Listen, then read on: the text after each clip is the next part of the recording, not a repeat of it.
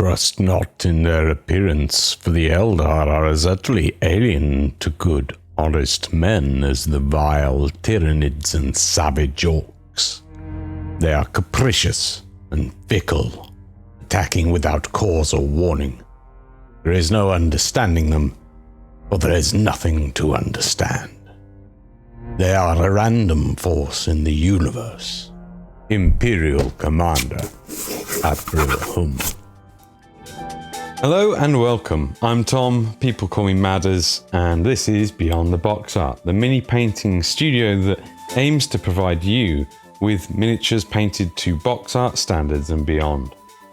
Today we're just going to be looking at an Eldar that I picked up from Games Workshop HQ, I believe, last year, maybe? Going to be looking at the painting process, so let's crack on with it.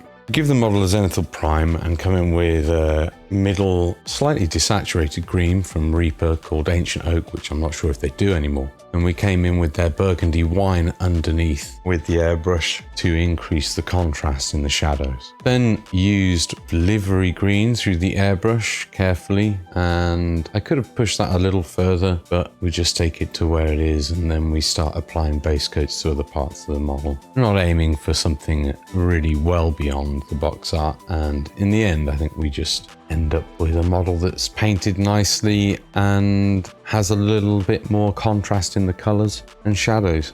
I'm doing lenses now, which will be using a Reaper reds, oranges and yellows. I'm using Chimera colors black and white.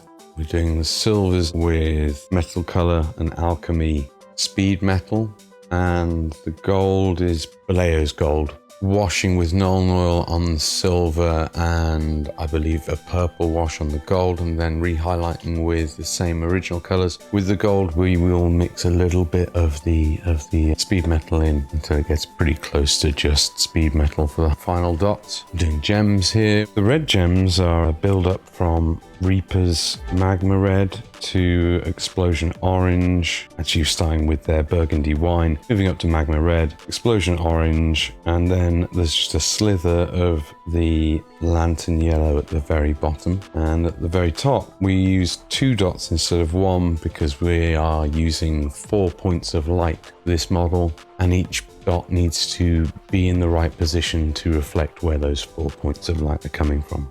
The blue gems, it's a base coat of black, and then we use Stegadon Scale Green, GW Citadel line, at the bottom 2/3, and then we used a dark turquoise from Pro Acryl and mixed that up with white for the slither at the bottom.